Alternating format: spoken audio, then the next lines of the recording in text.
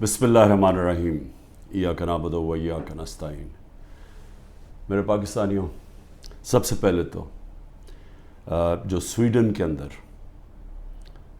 قرآن کی بے حرمتی کی گئی آزادی رائے کے نام کے اوپر میں چاہتا ہوں کہ ایک زندہ قوم جو کہ اپنے دین سے پیار کرتی ہے اور جو اللہ کی کتاب وہ ہمارے دلوں میں اس کی عزت ہے، اور اللہ کے جو ہمارے پیغمبر ہیں نبی صلی اللہ علیہ وسلم ان کی عزت ہے، تو جب اس طرح کی چیز ہوتی ہے تو ہم ایک زندہ قوم کی طرح ایک پرامن طریقے سے ضرور بتائیں، پیغام پہنچائیں کہ ہمیں اس کی تکلیف ہوئی ہے۔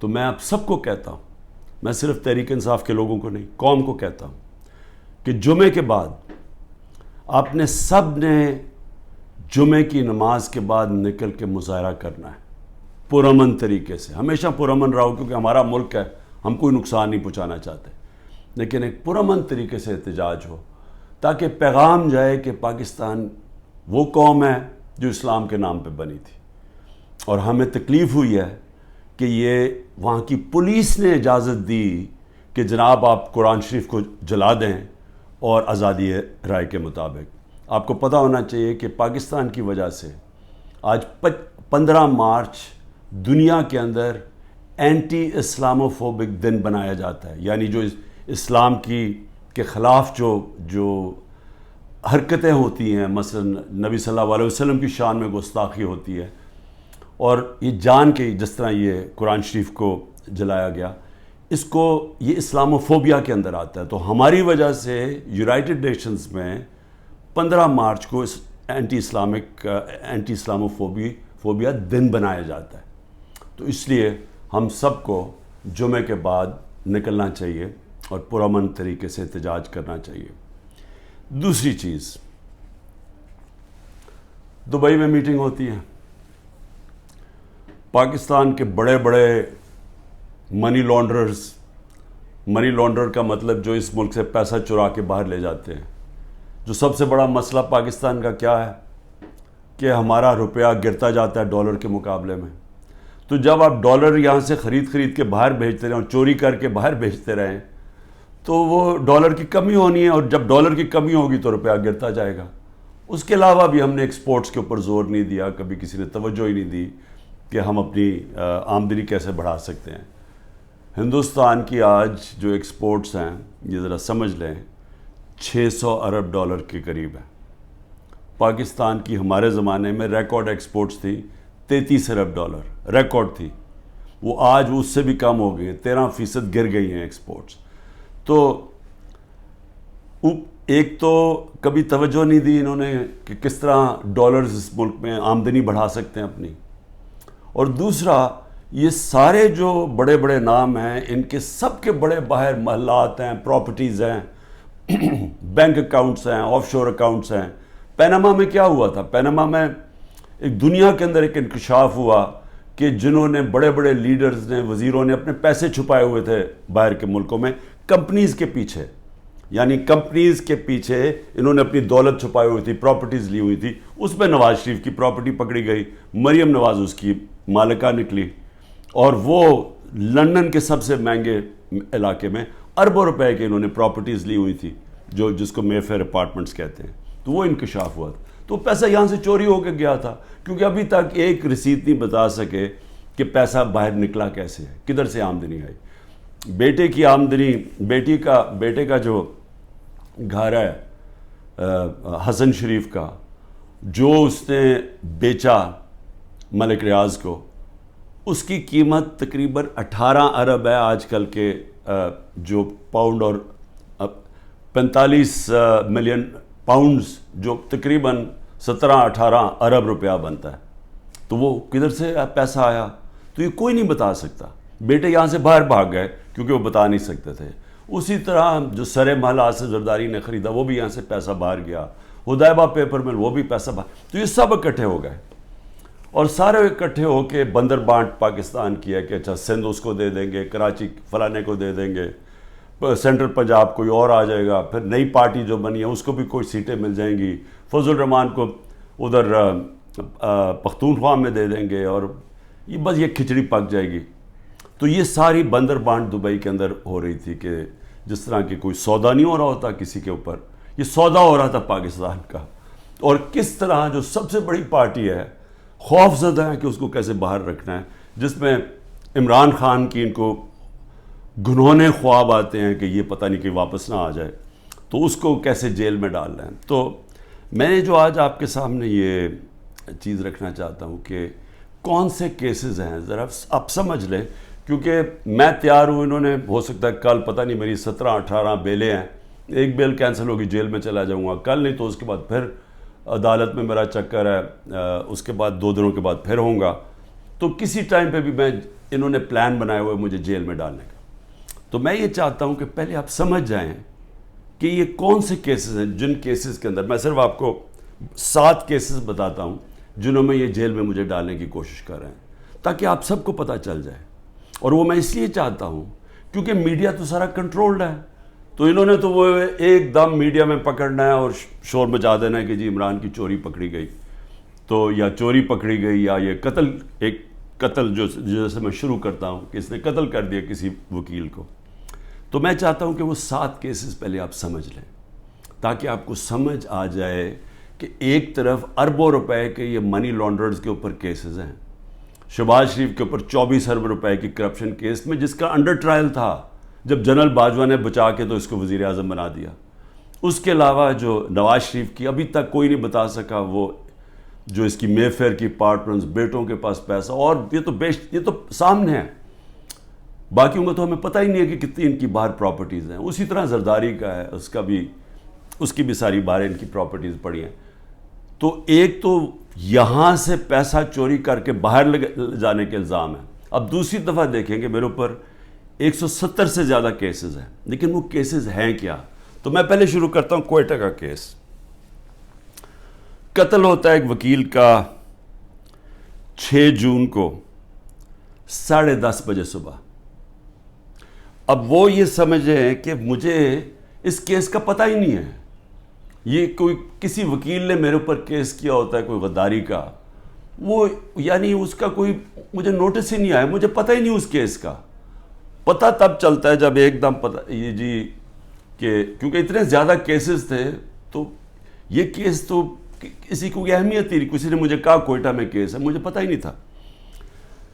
تو اس وکیل کا قتل ہوتا ہے 10:30 بجے، 11:30 بجے پولیس میں رپورٹ ہوتا ہے۔ 2:22 میں شہباز شریف کا جو مشیر ہوتا ہے وہ سٹیٹمنٹ دیتا ہے کہ عمران خان نے اس وکیل کو قتل کیا۔ اب یہ سمجھیں کہ صرف قتل میں 10:30 سے اور 2 بجے کے اندر وہ فیصلہ کر لیتے ہیں کہ عمران خان نے قتل کیا۔ اس کے بعد کیا ہوتا ہے؟ اس کے بیٹے کو اٹھا کے لے جاتی ہے پولیس۔ اس بیٹے کو 12 گھنٹے سے زیادہ پولیس اپنے پاس رکھتی ہے۔ وہ اگلے دن جا کے اگلے دن کی دوپہر کو وہ کہتا ہے کہ جی عمران خان اس قتل میں ملوث تھا۔ لیکن پھر کیا ہوتا ہے؟ اس کی جو بیوی ہوتی ہے، وہ جو دوسری بیوی ہوتی ہے، وہ کہتی ہے کہ فیملی کے لوگوں نے قتل کیا اس کو۔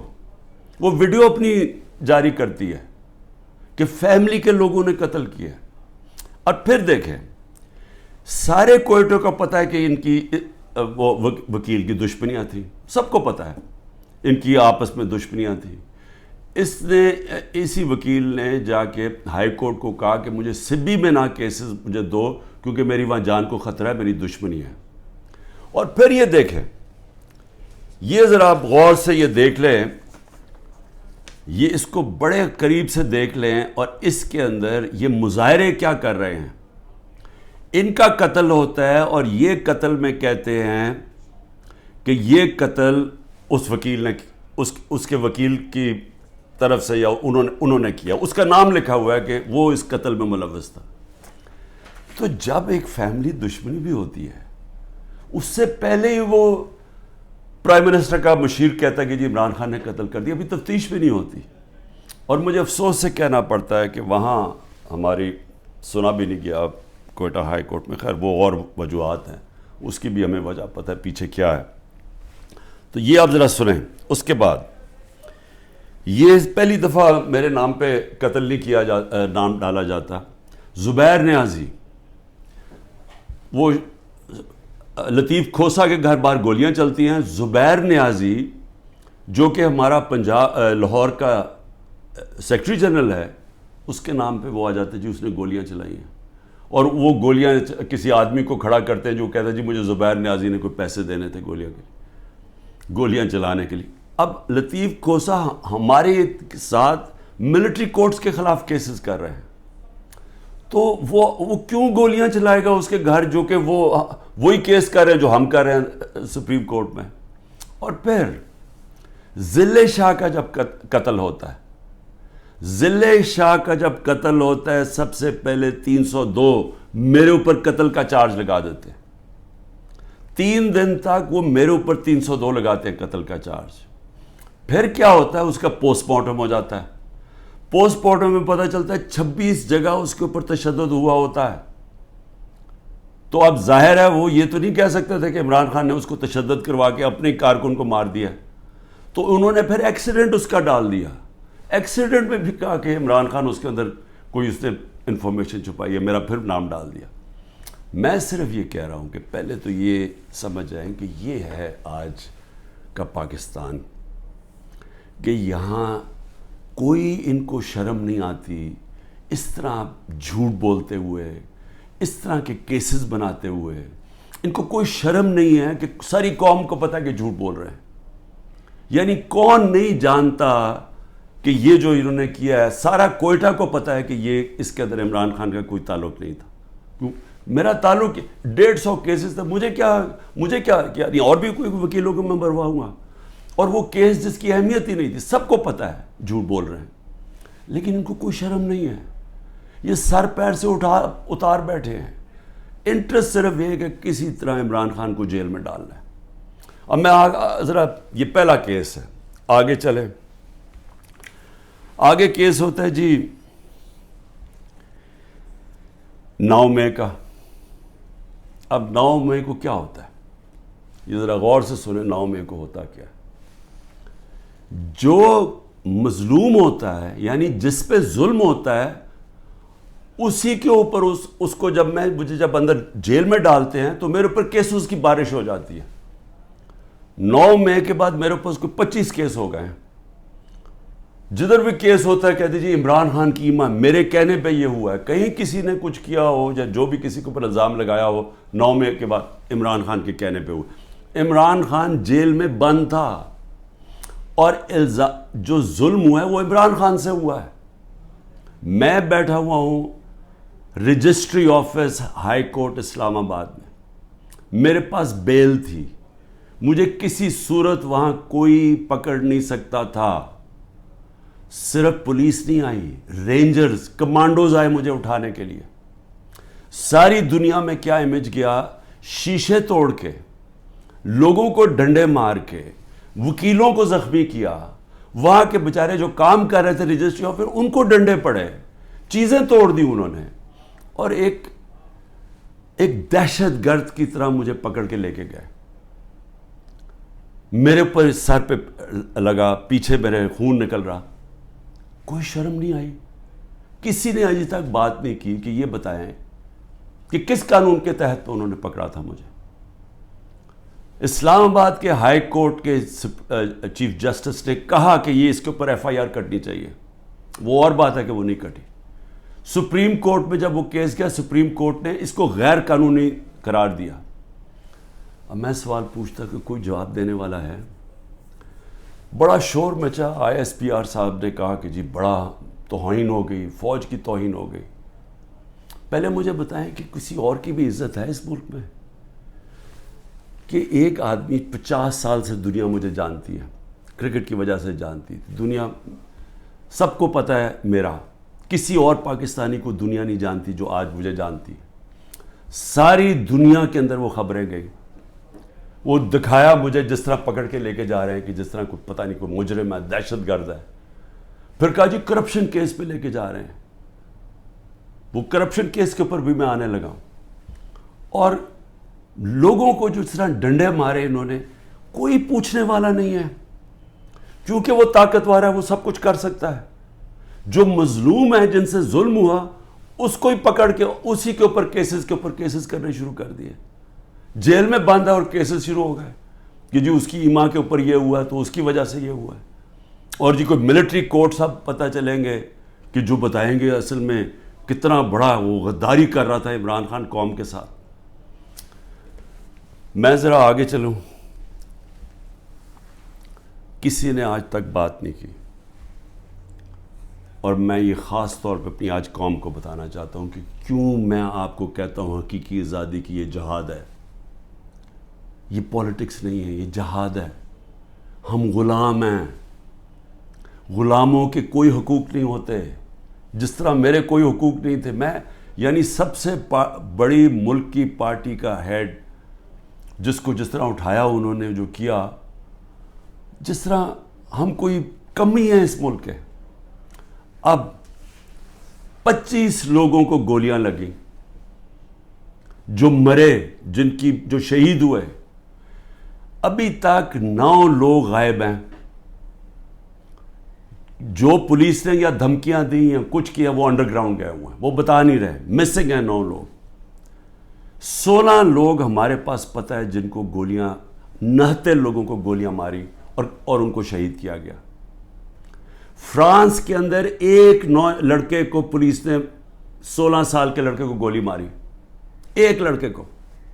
ابھی تک فرانس جل رہا ہے. 1000 سے زیادہ بلڈنگز جل گئی ہیں, گاڑیاں جل گئی ہیں. مشکل نیشنل کرائسس آ گیا ہے. معافی مانگ رہی ہے پولیس کے, جی بڑی غلطی ہوگی, اس کے خلاف ایکشن لیا جائے گا. آزاد لوگ ہیں, آزاد لوگوں کے حقوق ہوتے ہیں. لوگ نکلیں اپنی آزادی کے لیے کہ کیسے جرأت پڑی پولیس کو گولی مارنے کی. یہاں 16 لوگوں کا آج تک ٹی وی پہ نام ہی نہیں لیا جا رہا. سب نہتے تھے. ابھی مجھے ملنے آئے ان کے 2 بچے, ایک چھوٹے بچے جس کے باپ کو گولی مار دی تھی, وہ دبئی سے کام کر رہے, وہ ایسی مظاہرے کے اندر کھڑا ہوا تھا, گولی چلا دی وہاں. میں سمجھتا تھا 2 لوگوں کی ٹانگیں ضائع ہوئی ہیں, 3 لوگوں کی ٹانگیں ضائع ہوئی ہیں, ایک پیرالائز ہوا ہے جس کی کمر میں گولی لگی ہے. کوئی انکوائری ہوئی ہے کیا یہ انسان تھے نا, یہ پاکستانی ہے؟ کسی نے پوچھا کہ ان کے گھر میں کیا گزر رہی ہے؟ یہ عام لوگ تھے, ان کے بیوی بچے تھے, ماں باپ تھے. کوئی بات ہی نہیں کر رہا. جی بلڈنگ جل گئی. بلڈنگز بھی جب جلیں تو کیا اس کے اوپر انڈیپینڈنٹ انویسٹیگیشن نہیں ہونی چاہیے تھی؟ ہمارے پاس ثبوت ہے. میں اس لیے کہتا ہوں اوپن عدالت کے اندر ٹیلی وائز مجھے سامنے لایا جائے. میرے پاس اب ثبوت آ گئے ہیں. میں یہ ثابت کروں گا کہ یہ سارا پری پلان تھا. یہ مجھے جس طرح وہاں سے اٹھایا ہے یہ بھی پری پلان تھا تاکہ ایک اشتعال ملے. اور اس کے بعد پھر جو لوگوں کا ری ایکشن آیا اس کا فائدہ اٹھاتے ہوئے پارٹی کو کرش کرنے کی کوشش کی گئی ہے, کیونکہ پارٹی دب نہیں رہی تھی. جب سے مجھے ہٹایا کوشش کر رہے ہیں 25 میں کو جی بغیر کراؤڈ ہے, مارو ڈنڈے مارو, یہ ڈر کے پیچھے ہٹ جائیں گے. وہ پارٹی اوپر ہی آتی گئی. بائی الیکشن 30-37 میں سے جیت گئی. اوپینین پولز میں اور اوپر چلے گئی. راجن پور کے الیکشن میں پورا زور لگایا, 40,000 سے گورنمنٹ کا کینڈیڈیٹ ہار گیا. اس کے بعد اس سے پہلے مجھے قتل کرنے کی کوشش کی, دوسری دفعہ قتل کرنے کی کوشش کی.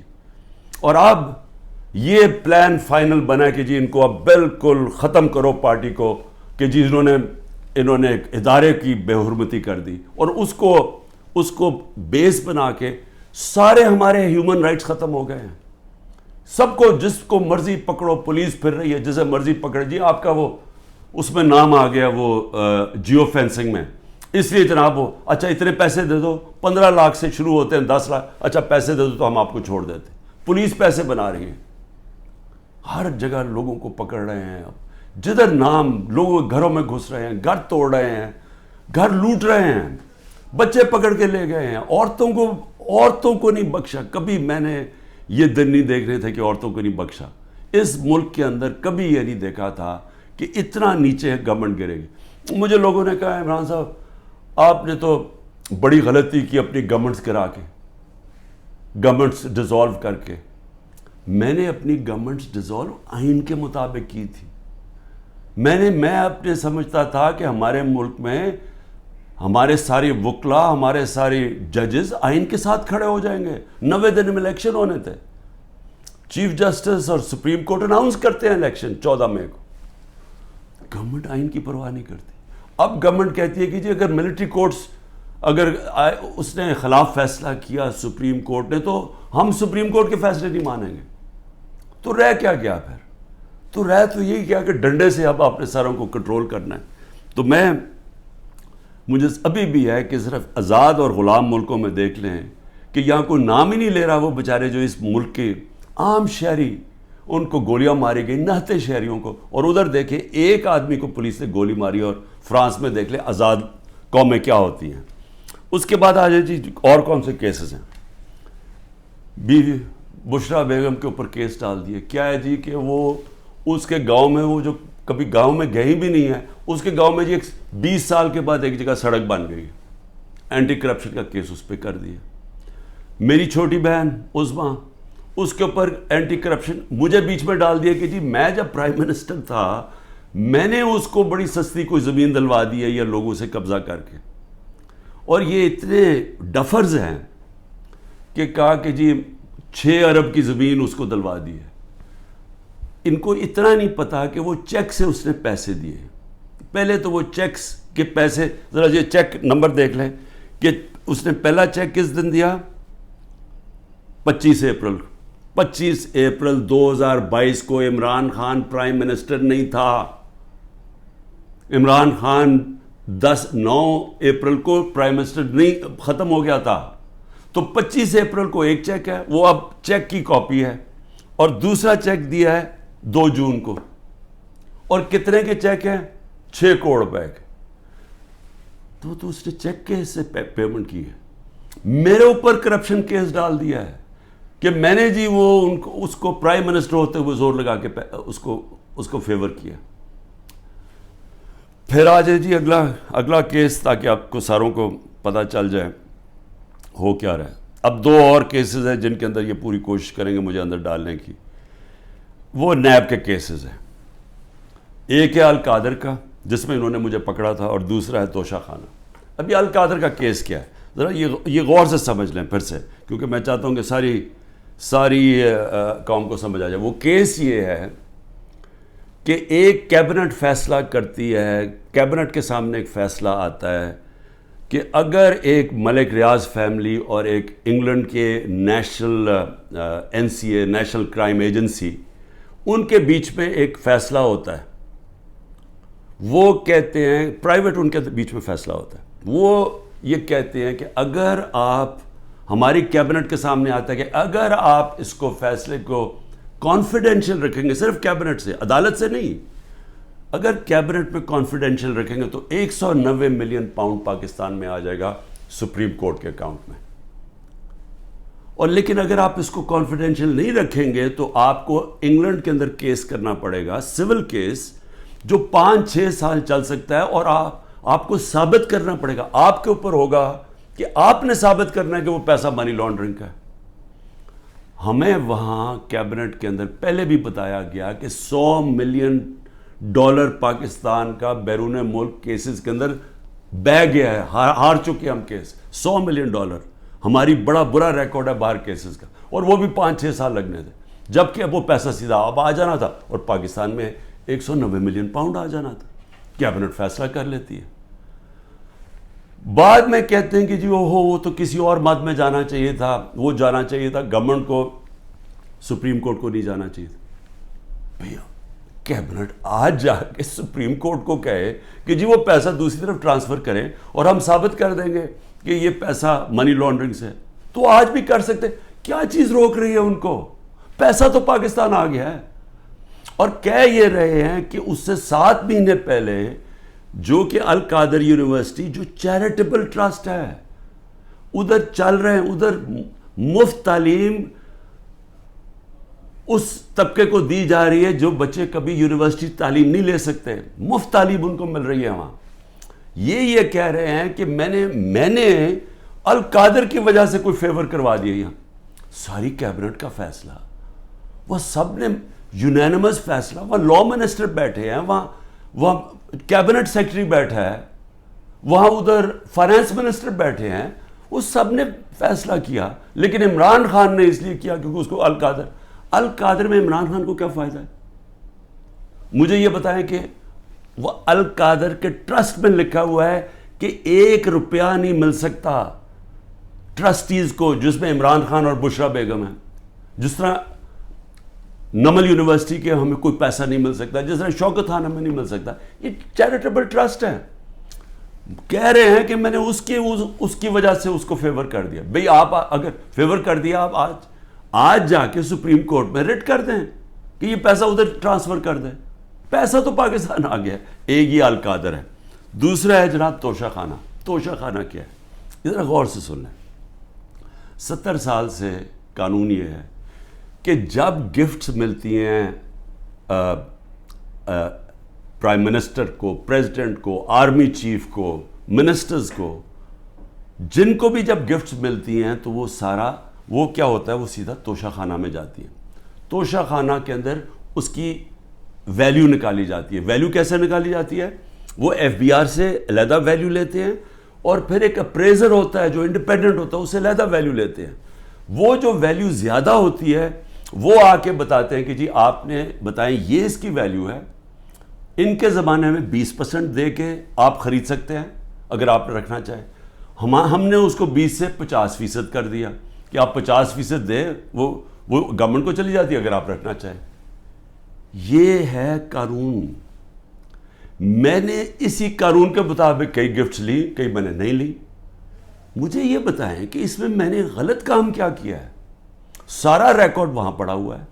جو میں نے گفٹس لی, جو بھی میں نے فیصلہ کیا میں نے بیچ دی ہیں, اس کے اوپر کیپٹل گینز ٹیکس وہ سارا ایف بی آر میں نے ڈکلیئر کیا ہوا ہے. سارا کچھ میرا ڈکلیئرڈ ہے. اس میں نے غلط کام کیا کیا؟ یہ کہہ رہے ہیں کہ جناب وہ اس کی غلط ویلیو دکھا دی. بھئی غلط ویلیو دکھا دی تو ان سے پوچھے جو ویلیو نکال رہے ہیں. میرا تو کام نہیں ہے ویلیو, میں تو نہیں جا کے بیچ رہا, میں تو نہیں اسیس کر رہا.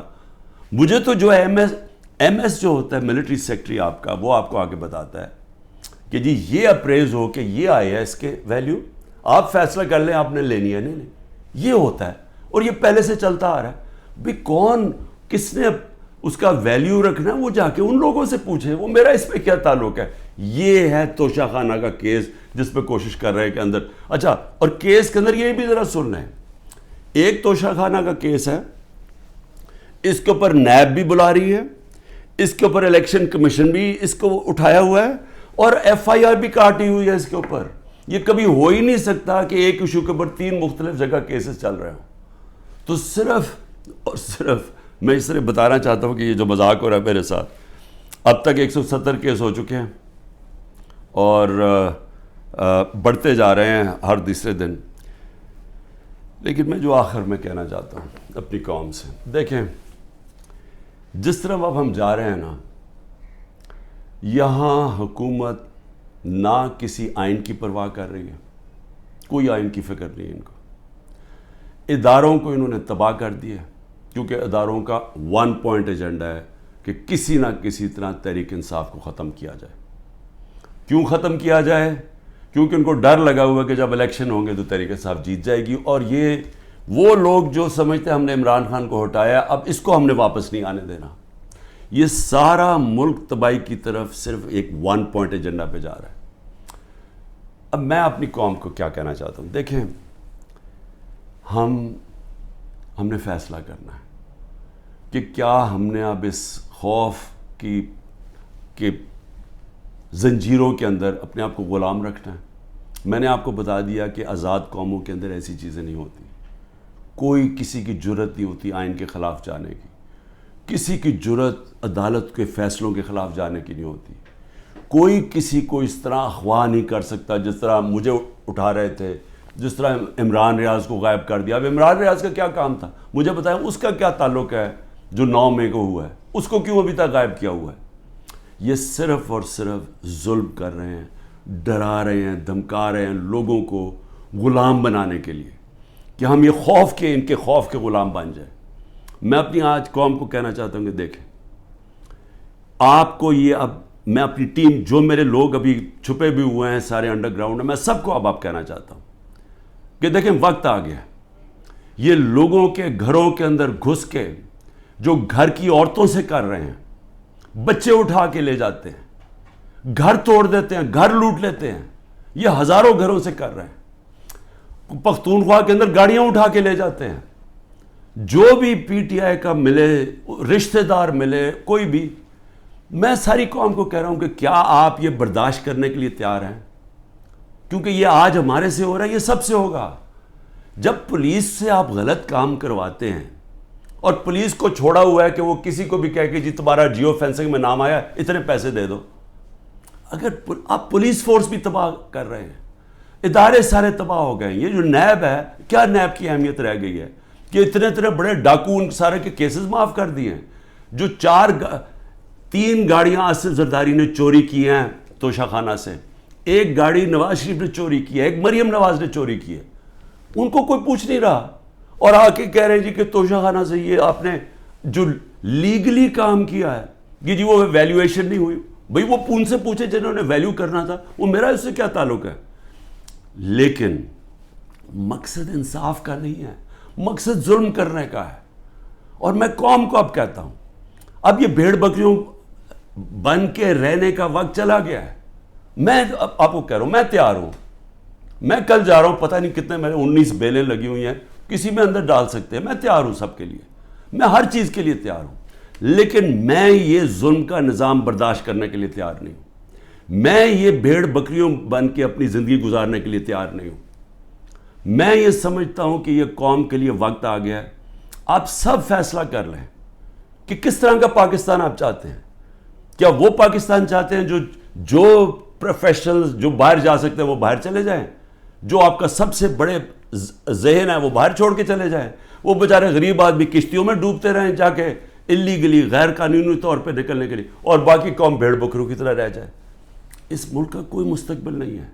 وہ مجھے افسوس سے کہنا پڑتا ہے کہ وہ ساتھ ہمارا ملک جس تیزی سے آگے جا رہا ہے اور جس تیزی سے اس میں اور ہمارے میں فاصلے بڑھتے جا رہے ہیں، یعنی ہر طرح وہ آگے نکل گئے ہیں، ہمیں سوچنا چاہیے کہ اگر ہم اسی طرح چلتے رہے اور یہ چوروں کے نیچے اگر یہ بندر بانٹ کر رہے ہیں کہ جی ملک ہم بھیڑ بکری ہیں جی، آپ ادھر وہ لے لو، وہ سندھ لے لے، وہ کراچی لے لے، وہ یہ لے لے، وہ پختونخوا لے لے آپس میں، اور ہم جس طرح کے بھیڑوں کی طرح کبھی ادھر کوئی مستقبل نہیں ہے اس کا۔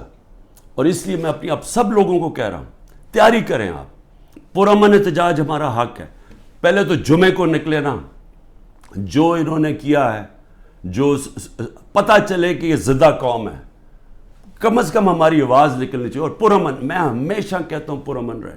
میں نے کبھی اپنے 27 سال میں کبھی انتشار کی بات نہیں، کیونکہ یہ میرا ملک ہے، توڑ پھوڑ کریں گے میرے ملک کو نقصان ہوگا۔ میں نے ان چوروں کی طرح باہر تو نہیں ہے میری کوئی پراپرٹیز، میں نے تو نہیں باہر بھاگنا۔ انہوں نے تو ابھی میں آپ کو کہہ رہا ہوں کہ جب انہوں نے الیکشن اناؤنس ہی ہوا، انہوں میں سے لوگوں نے باہر بھاگنا شروع کر دینا، کیونکہ ان کو پتہ ہے کہ ان کا جو انہوں نے کیا ہے اس ملک کے ساتھ، ان کو پتہ ہے کہ قوم نے ان کو بخشنا نہیں ہے، انہوں نے بھاگنا باہر۔ اس لیے اپنی قوم کو میں کہہ رہا ہوں کہ آپ کے پاس اب 2 راستے ہیں، غلامی کے اور حقیقی آزادی کے۔